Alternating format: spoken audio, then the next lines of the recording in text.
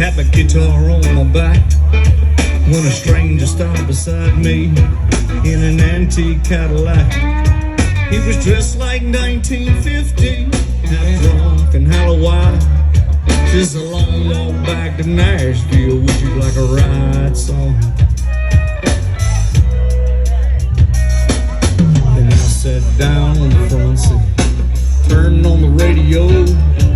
Them sad old songs coming out of them speakers was solid country gold. Then I noticed a stranger was ghost white pale when he asked me for a light. And I knew there was something strange about his ride. He said, "Drifter, can you make